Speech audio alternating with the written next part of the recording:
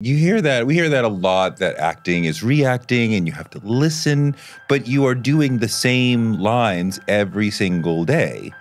But it's a different day every single day. So you do the line a little bit differently. You know. And he has, or she has to. But life is like that, Touré. You know that. Like sometimes, you know, your scarf falls off. Sometimes your skirt comes undone. Sometimes a fork drops. And you have to live with that moment. Sometimes your fellow co-star cries in a different place. And you all are supposed to be laughing. That might inspire you to put your arms around them in a new way and still say the line and keep the play moving. You know, that's the dangerous, fun part about theater. The Touré show. Okay, though. The Touré show. Okay, though. That might be the best question I've ever been asked. You're a phenomenal person. I mean, you legendary. I am a fan of you, my brother. Nicole Parker is an extraordinary veteran actress. She's been working for like 30 years, and I've been friends with her for like 30 years. She's now starring in the Refuge Plays, where she plays a woman who starts the play as 80 and ends up being 20, an extraordinary acting challenge. I wanted to talk to her about acting, this play, but acting in general. She's still on strike technically, so we can't talk about specific things, specific productions, but the philosophy behind acting, she is deeply invested in that. We had a fantastic conversation about what it is to be an actor. It's Nicole Ari Parker on Touré Show.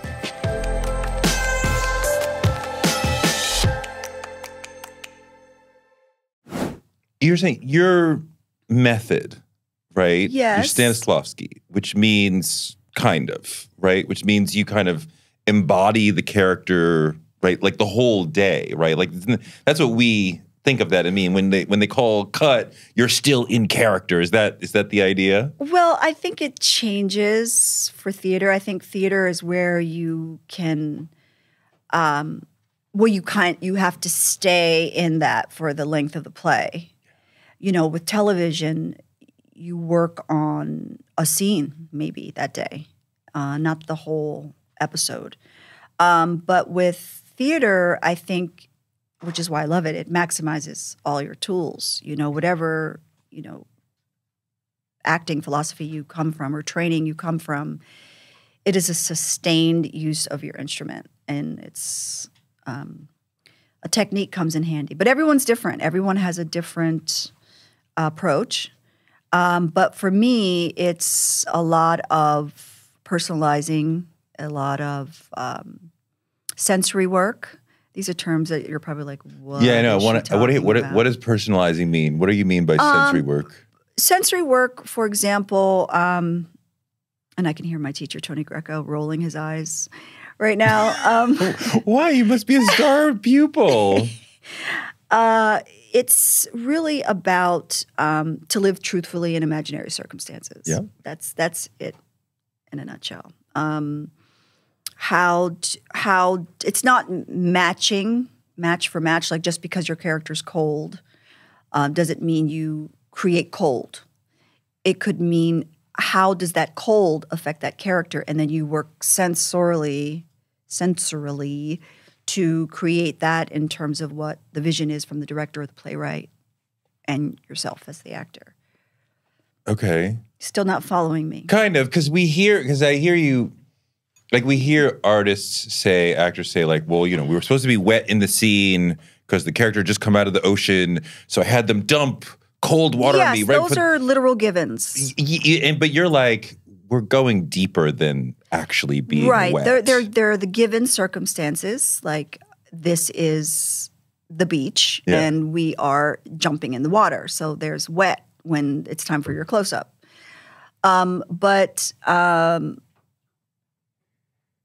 What those given circumstances do, you could say, to your instrument, which you get to choose in terms of how you want to reveal this moment this character is having. So, for example, if I was jumping in the water and it was a joyous scene when I got back out of the water, I might personalize the other actor to be someone that I want to express that joy to. So I might make you my daughter even. It doesn't have to be your real gender. daughter. Yes, if I want to care for you, I might do a substitution in that way, or I could, maybe a warm bath creates a feeling of safety for me, or the taste of something wonderful. Those are the kinds of tools you can use to Visualizing and feeling those things. Feeling those things. I'm really simplifying, but yes. Well, don't simplify. Yes. I mean, because it's hard. Once, I went to Tisch when I was like 17, 18 years old. So I turned 53 on Saturday, okay? I don't know how to explain it anymore, but I know how to do it. I love how it's so deep in you. Like when they say, like, she's forgotten more than we have. Like, I know this stuff in my bones. Right. But you still study. I do. What does that look like? Because that's what practicing is, right? Right. Let's say, for example, and for me, it's a luxury to still practice because let's take Streetcar, for example, a play that I did on Broadway, a play 11 years ago, 10 or 11 years ago. And there might have been a moment even now that I felt like I didn't really understand or do justice to Tennessee Williams, or that I felt I rushed through, let's say, a moment with Stella. Or Stanley. And I might bring that scene to class and work in the way and slow down enough to work on what I thought I could have brought or would like to bring to this moment. You watch your performances? In theater, no. I'm on the stage, so I can't see Isn't it myself. recorded? Yes, but I'm not watching them after, no. No. But you would watch if you were in a movie or a TV, you would watch. I'm forced to go to a premiere, yes. I mean, in terms of the way, you're like, I'm forced as part of the promotion, the celebration. I mean, like, an athlete is going to watch, like, what their plays. Yeah, so right. We moved correctly, we moved incorrectly. You read the play wrong here. Well, that's the collaborative effort in theater. Your director tells you. The director's your eyes. And then there's also the technicality of the movements. Like, Nicole, come down stage. We need set the light for that moment. Or there's going to be a sound cue. So there's some math inside of the magic for the whole ship to sail. But and analyzing the text is really critical, right? Yes. I'm glad you brought that up. Right? Understanding what is she trying to do in this moment? What is the director, writer trying to do in this moment? Yes, there's the playwright. There's the play and all of the givens of the play. Mother, father, grieving, not grieving. It's the winter. It's cold. And it's a collaborative effort. So wardrobe, lighting, sound, the vision of the director, all is compounded in that moment around those givens. But then the actor has to create what the objective of the play is inside of those givens. Mm-hmm. So I might want to hold on to that grief. I might want to be a character that the playwright has created that's trying to push through that grief. So you have to put all those pieces together, hopefully successfully. To read the whole piece and understand at a deeper level what's going on. Yes, and then there's like the super objective of the play, or the commentary about life, or the vision, again, of the playwright that he or she wants to explore with this piece of work. And sometimes it's very simple. It's about love. There are a lot of playwrights that can say, this is a play about love. Yeah. This is a play about being human. It could be very broad, or it could be very specific to, let's say, this is a play about the Black experience in the 1950s or 80s or whatever. So it depends on a lot of factors to get to make the strongest choice, you know? Yeah. Is it about love, but is it the, you know, irrational behavior that's inside love? Is it about love, but it's about the pain that love can cause you? You know, there's different levels of even the broad theme. Do you need to be in concert with the other actors, at least the other major actors who are at your level? That's ideal. When you're making those choices. Yeah, you don't have to have the same technique, but it's a living art. It's not recorded. I mean, in terms of, for longevity, yes, but in the moment, it's wonderful. It's like going to the Blue Note and seeing music. Like it's happening in real time, and a riff can go left and come right back. You know, so it's wonderful to listen to your fellow actors on stage. What does that mean? You hear that. We hear that a lot, that acting is reacting and you have to listen, but you are doing the same lines every single day. But it's a different day every single day. So you do the line a little bit differently. You know. And he has or she has to. But life is like that, Touré. You know that. Like sometimes, you know, your scarf falls off. Sometimes your skirt comes undone. Sometimes a fork drops. And you have to live with that moment. Sometimes your fellow co-star cries in a different place. And you all are supposed to be laughing. That might inspire you to put your arms around them in a new way and still say the line and keep the play moving. You know, that's the dangerous, fun part about theater. That you have to pay. Accidents happen, wonderful mistakes happen, you know, all the spirits in the theater are conspiring against you at all times. What do you mean conspiring against you? Meaning like, you know, you forget a line, you trip on stage, your costume malfunctions. That's what I mean. Little things happen. Little things happen. And everybody's got to dance with it. I mean, how many times have you left the house, it's raining, and your umbrella doesn't open? That happens on stage too. Well, I think about how many times have I been to a play and been like, he made a mistake. Hardly ever. Because they're able to keep moving, cover it up in a way that first-time viewer of the play, I didn't realize. Perfect example. The other night, 2 nights ago, I have to be very alarmed and find out, because my husband is missing. And I open this door to my house, and the wall, the door frame starts to fall over. The entire wooden door frame. The set is collapsing onto you. Away from me. Like a real-sized door starts to fall backwards. And in that moment, I remembered I built this house. That's what the playwright wrote. And so that's living truthfully in imaginary circumstances in actual time. Wait, that's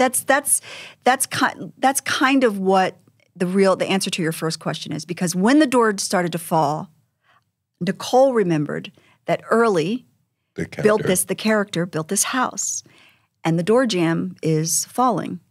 So I grab it and I put it back up. I put it back up, still saying my lines, still moving along. And I took pride in that moment. You know, it made sense that my character might do that. And I love those kinds of moments because it sees if you're engaged or not. It tests how deeply involved you're in the play. If you're really living truthfully, yes, you're going to find the right answer. Mm-hmm. That's tough. And then it works in reverse as well. In the creative space, you might have to, let's say, eat soup, right? Not in this play, or in this play, I drink a lot of tea. In the first act, I'm an 80-year-old, and my family makes a lot of tea. Is the tea warm? Is it cold? There's a relationship to those things, and you have to make believe because it's water in my cup. Never having been 80, How do you Oh, Touré, I'm 80 on the inside. You are not. How do you be 80? You have kids. How do you act 80? You have kids, and No, then they keep telling us we're old, but we're not as old as they tell us we are. No, but I'm so seasoned in life because all the things we got to pull out of our hat, right? When we're raising them. But I mean, there's the outer physicality of playing an 80-year-old, right? And you don't ever want to play old because I have 80-year-old parents, 83 and 80, and you want to move. You know, there's a fire still in your belly if you made it to 80. Yeah. You watch people here in New York moving. I've watched a lot of people. I just sit over by my apartment, and even the woman that is bent over, her life circumstances, she has a cane. She is walking at maximum pace that she can with her grocery bags. Like, she has been to the store and she's going home now. You know, there is the illusion of slow, and I think there is some slowness that does happen, but I still create the inner fire to live. Well, yeah, you could do 80 in a fairly obvious way, and I can't move. Right. Or you could do it in a more nuanced way. And knowing you, I'm like, you're going to find that more subtle and nuanced way of doing it, where me and the audience going, oh, that was really smart.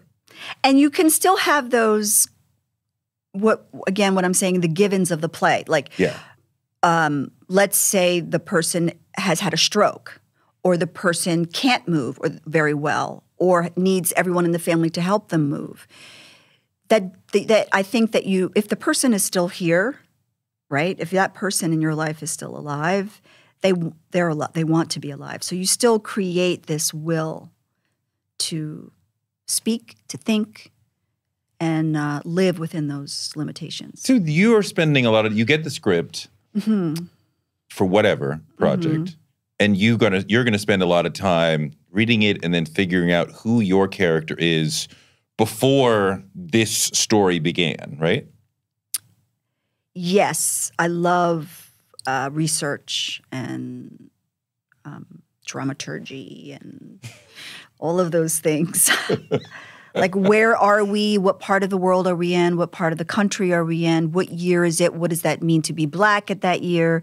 What's going on in the world? The symbolism in the play, researching the wonderful things that Nathan Allen Davis has given us, and then putting it on its feet. And Patricia McGregor has really directed us in such a beautiful way to tell this story in reverse. Right. You so get younger. 80, 50, 18. So does that mean you as a character have to forget things? That's such a great question. I mean, I think when you're living forward as a 18-year-old, you take a lot of things with you, and they age with you. Yeah. About the way the world works, the way how people are, what you've been through. You take that into your 80s, but then once you're a grown-up, the reason you made it to being a grown-up is because your young person is still inside you as well. So it's a dance between both worlds. I think we just carry ourselves through. Interesting. How do you learn the lines? Well, these lines kicked my butt. I think, I don't even know, if it's a 150-page play, I'm on 100 of them. I usually am very mathematical about memorizing lines. I look at a piece of paper, I know my lines. Really? But this play, yes. And there was something so beautiful and poetic about this play that I wanted to experience it. I had to experience the lines before I could remember them, which was very frustrating for my castmates and my director. But I got there, and I'm so happy because I know what I'm saying now, and I know I can feel what this journey is just in my bones. So you were on book longer than everyone else. Yes, let's rub it in, Touré. I'm not meaning to rub it in. I'm just trying to understand the process. And Nathan was also rewriting pages. So when I finally got something, he felt like, I really think that I should cut all that, or I really think that I should add this other element in, and I just squeeze my butt cheeks together and be like, oh. That's the element that to me seems the most daunting. Do I think that I could get on a stage and emote and make you believe it? Maybe. But like, could you remember 50 or 100 Once you get the pages lines, it's done. That's not really the challenge for me right now. I think just hitting and moving into those moments that are crucial to tell the story. Yeah.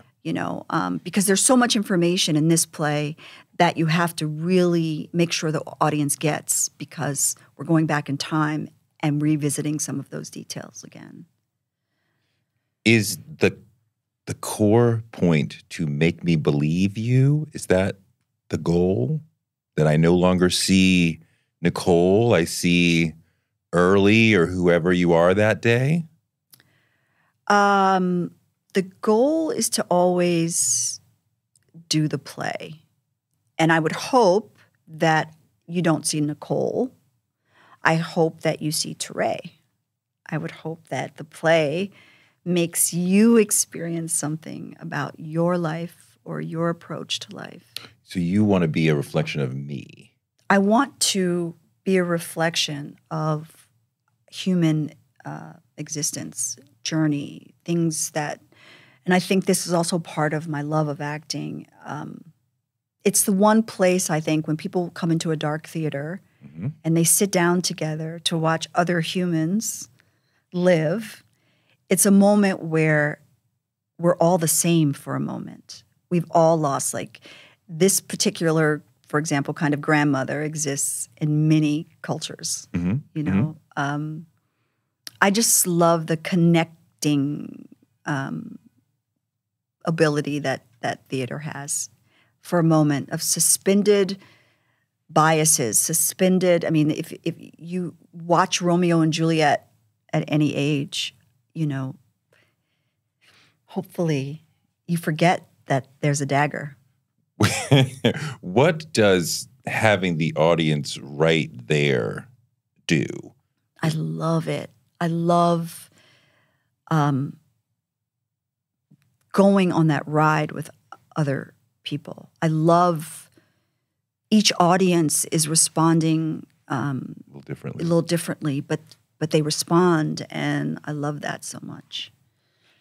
I feel so weird talking about acting right now because I don't ever have to describe it, So it's like, how do you paint? Well, it's one of these arts that we love. Yes. Almost everybody loves something, TV, movies, plays, something. Yes. And yet I think the average person really does not understand and thinks, oh, I could do that, right? If only I was good looking, I could do that. And like, no, it's far deeper, more complex than you realize. Yeah, every actor is different, but there's something about loving the mess of being a human that makes you want to dig and explore and why we do the things we do. But there's like, sometimes I've had actors on here and other shows, and I'll be like, can you do your character for a minute or two? And they're like, yeah. And it like a shift occurs, and I'm like, oh my God, like Nicole is no longer here. Like this is early. Yes. Like, oh my God. And I've seen lots of different actors do that. Or when you see these productions where we put a celebrity in with the actors and they are doing their lines, and I'm like, you are not acting and you are. And I don't know, how do I know you're not acting and you are? But I can tell, but I don't know what I'm looking at.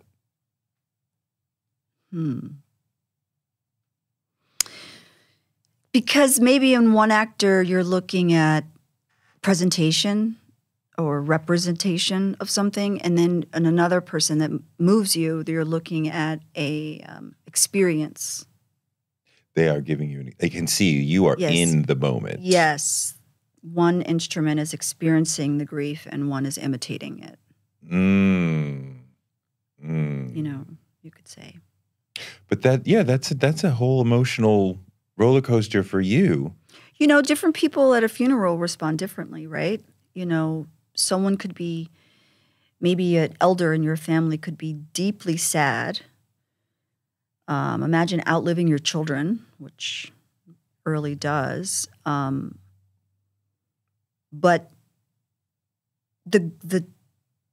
and they could be the saddest person in the room and not be crying. But you know by the way they are experiencing that grief, without one tear, that someone needs to check on daddy or someone needs to check on mama or somebody needs, because I've never seen him or her do this before. You nervous before you go out? Yes. You are? Every night. Still?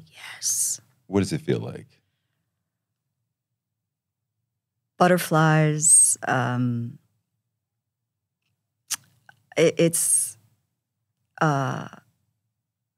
It feels very athletic, like I'm about to run.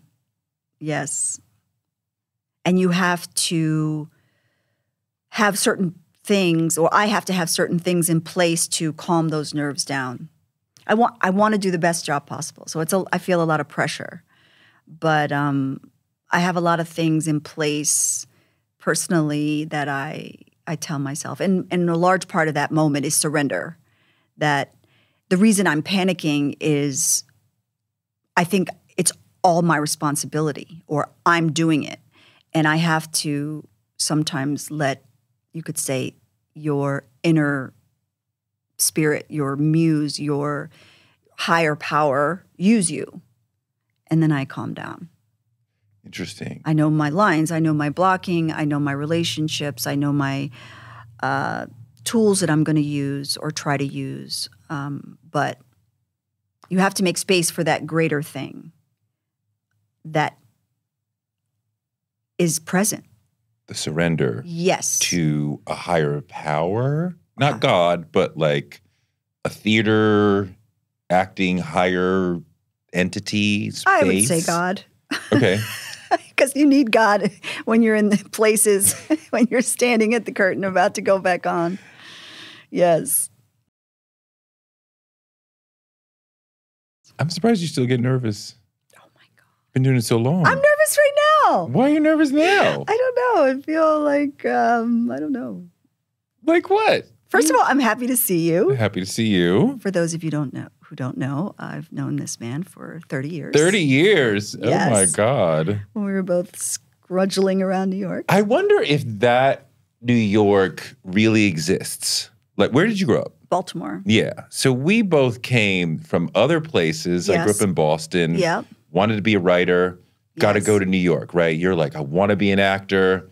Going to New York, right? And there was directors and models, or aspiring directors, models, actors, all around us, painters, whatever. Some of us made it and some of us didn't, whatever. I wonder if that still exists. You mean the... I feel like New York City and probably LA in particular. Well, you're saying that... Is there still this rush of the young, aspiring artist to come to New York or LA and say, I'm going to go there to make it, which creates this amazing energy of there's all these young people who are dreaming and creative who are here working, and, you know, and we're in concert with them and we're talking back and forth with them. And I come to your reading, you'll come to my one act, the Lower East Side. And yes. You're wondering if that still exists. Yes. Well, I mean, it's New York's, I love New York so much, so I try not to get down about what you're saying. But I think, yeah, when we were coming up, New York was a place, like an energy, and now it's a thing. You know, I think that, you know, but the mediums have changed. The mediums have changed. So phones and creating music digitally and writing, you know, it was all part of the movement of the energy. Creating was still tactile, and, you know, I used to get an audition and I would have to go to my agent's office, even though it was closed. There was a box. You had a folder with your name on it. You had to get the pages. There was no faxing over. I mean, you know what I used to do? I used to write something, print it out at home, take the train. You had a printer. Go to Rolling Stone, hand them a piece of paper. This is my article. And then the assistant would type it into the computer so then the editor could look at it. Yeah. That's a lot of molecules. It's a lot of cellular activity on all levels just to get your article in, you know, print. I mean, I feel like the internet seems to connect people. So I don't need to leave Cleveland because I can see what the other painters who are 20 are doing. I don't need to leave Cleveland. Can you write that down? You can have it. But there was something special in connecting, and we're all in the city together, and we might end up at drinks after the club, and we're talking, and I'm inspired by your philosophical approach or your drive, or just seeing you up close and like, and now she's in a movie. I could do that. I could, and maybe not that, but I could achieve look, she's achieving her dreams. I could achieve my dreams. And I don't think it's the same when I'm in Cleveland on the internet, I'm in Denver, Yeah, I think also there's a quicker duration between the creation of your thing and the success of your thing. You know, we were creating and hoping we would be successful. Now it's like right out the box, I got to be a success. Yes. You know, I mean, for me, and a little bit, you know, maybe you as well, is that we wanted our thing to be good. Yeah, for sure. And maybe we didn't have a publicist early enough to make it earlier in our career, you know. I have a great PR team now as a grown-up, but it took me a long time to even think about that. I didn't even know how to spell publicist. You knew how to spell publicist. But I'm saying I just wanted to be so skilled and. Did you want the applause, or did you want to show off how good you are as an actor? Aren't those the same thing? Applause and how good? You know, I think every actor is different. I don't think those are the same thing. Why? So I go back to something that remember Bobby Brown and Whitney's reality show? Yes. And there's this moment that I think about all the time. I guess this is my Roman Empire, where he was being interviewed and he was talking to some fans, and she was like 10 feet away, wrapped up, glasses, looking at a book, like, don't talk to me. And he said, some people get into the music business to show off their talent, and that's her, because she wants you to know, I am an amazing singer. Look at this. Yes. And some people get into the entertainment business because they want to interact with people. And that's Bobby, right? I have charisma. You know, I want to interact with you. I'll do whatever it takes to get you up out of your seat, cheering for me and crying on this song, whatever. And I think some artists want to show you how great they are. And some want that virtual hug that is like, yay, clap for you. You're so great. I think there's maybe another category. Okay. I think it might have something to do, well, for me, look, we all get wet when it rains, right? But for some reason, we all forget that. Okay. No matter what color, what age you are, we're going to go outside and we're all going to get wet. Okay. If we don't have umbrellas. Okay. But no, some of us will get cabs and some of us won't, but I don't know where you're going. But, you know, we all get wet when it rains, and I love that idea. So I think what I want, like I was saying before, when I get out on stage, I want all of the otherness gone. I want us to all kind of be in this moment of humanity, this moment of universality in a way, this moment of, I've had my heart broken. I've lost a loved one. I have grieved. I know that feeling of falling in love. I've been betrayed. And when the lights come on, you realize you're sitting next to people who on paper are nothing like you. Mm-hmm. You know, I love the make-believe that makes you believe. I love being a part of that. I don't know why, you know? You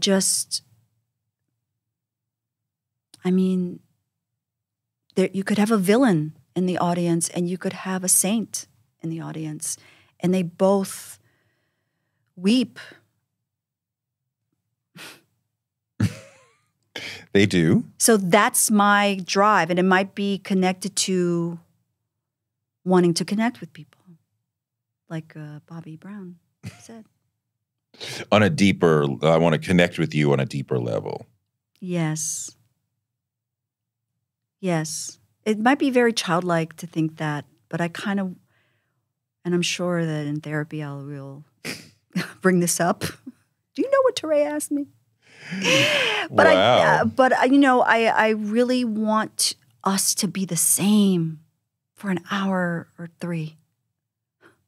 For you, the actor or the character, and for the audience member to be lost together in this dream. Yes, yes. You don't have to have the same exact feeling as the person next to you, but you find something familiar about this experience you're watching. Mm-hmm. You know. I swear that, like, I've had 3 interviews in 20 years where she was so pretty that she made me forget my next question over and over. And I'm just looking at her like, I forgot where I was going. J-Lo and Beyonce did that. And now you're just looking at me and I'm like, I forgot where I was going. I'm in the same category as so pretty. Beyonce and J-Lo? Okay, yeah. okay. Nobody's can talk to me for like the rest of the day. Like nobody. I'm calling my kids as soon as I leave and letting them know. It's true, though. You make me forget. What was I going to say next? I don't know. Who knows? I don't know. But yeah, I don't ever think I'll stop doing this. Really? Yeah. I'll of course maybe do lots of other things, but this will never be out of the equation for me. Always just acting until you can't get out of bed. Till I can't get out of bed. What is the dream? What do you want out of the next 5 years or something? Like, is there, like, what do you want? I'm doing what I want. That's, I think, why it's so fulfilling is that as I'm doing it, I'm getting what I want. And then I continue to get what I want. It's, I guess, the way I get what I want. I want to be fulfilled. And I think part of being fulfilled for me is being in a situation where I'm maximized. Do you know? My education, my upbringing, my ups, my downs, my instrument, my voice, my body, my mind, my love of history, my love of research. It's all getting used. Is doing a play harder than TV and movies? Harder, I think, in terms of preparation, yes. And sustaining a performance for your paying customers. But television is very hard for me because it's in a tight frame. You know, you can't see any more information than what my face is giving you. Mm. And so you got to make it work here. You got to make it work right there. Somebody was on here and they talked about as the screen gets bigger, the actions of the actor must become more subtle. Yes. Because if you make a big facial reaction on a movie screen, which is your face is literally the size of a person's body, it looks ridiculous. Yes. in a play, you might. There is another set of muscles you need for the camera. Yes, like so in TV, it feels a little compressed. Yes, you have to be what? Smaller, subtler. It's more like the camera is your scene partner, and cameras don't like loud noises. Yeah, they don't like big motions. Unless that's in the script, and then it's a wide shot. That's you different. See that, yeah. And you're only going to have like 3-4 takes, right? After that, you're kind of wasting everybody's time. Professional actors should be able to get it done in 3-4 takes, right? Yeah. So is that pressure or freedom? Pressure, yeah. Because you have to trust that director that's watching the monitor. And then really in that medium, the editor as well. Because if I say to you, well, you know how it is, Touré. If they cut off the well in editing, it's a different sentence, a different sentiment. You know how it is, Touré. It has a totally different meaning when it's all put together. So you're beholden to the mysterious they that does what they want to tell that story. For the service of the story. Yes. And you're like, but my well was so great. How did you shave the well? You see that all the time, huh? All the time. All the time. Yeah. Why did you do that? Yeah. So you watch it and I'm like, you were so great. And you're like, yeah, it could have been better. They hadn't. If they hadn't shaved the well. Oh man, it was killer.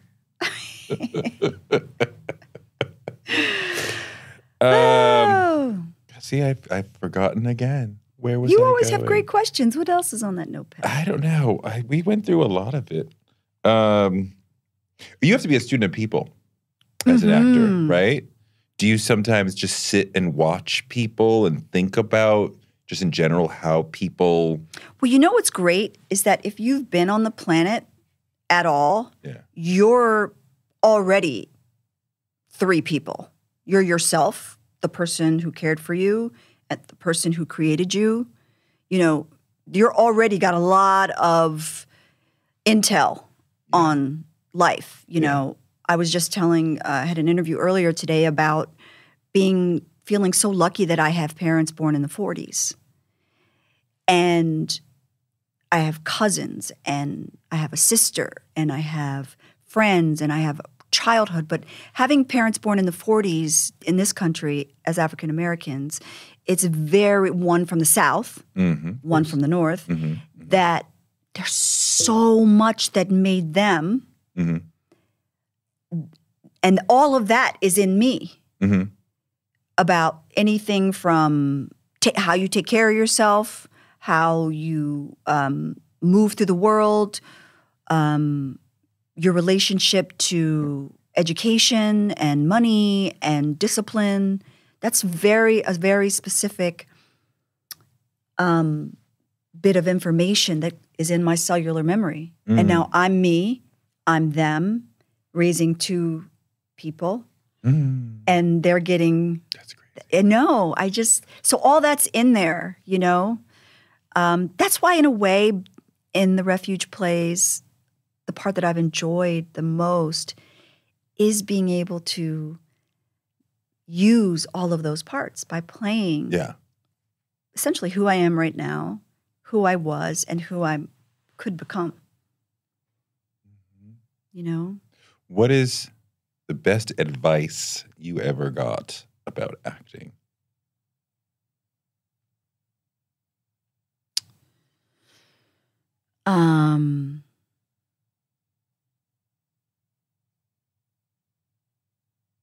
I think the profession of acting, the best advice I got was from my dad.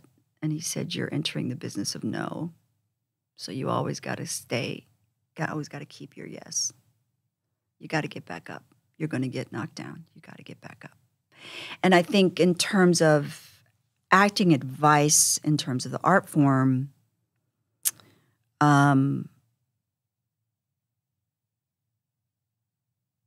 I think it's just part of what I've learned. And on trying to live as truthfully in imaginary circumstances as possible. Beautiful. I'm talking about you, but that was great. Interview was great. Thank you. Wonderful. Thank you. Thanks so much to Nicole for a great interview, and thanks to you for listening. Touré Show gives you fuel to power your dreams because you can use your dreams like a rocket ship to blast you into a life you never imagined. You can make your dreams a reality, and maybe this show can help. You can find me on Instagram at Touré Show. Touré Show is written by me, Touré, and produced by Jennifer Brown. Our editor is Ryan Woodhall. Our booker is Claudia Jean, and we're distributed by DCP Entertainment. And we will be back on Wednesday with more amazing guests because the man can't shut us down.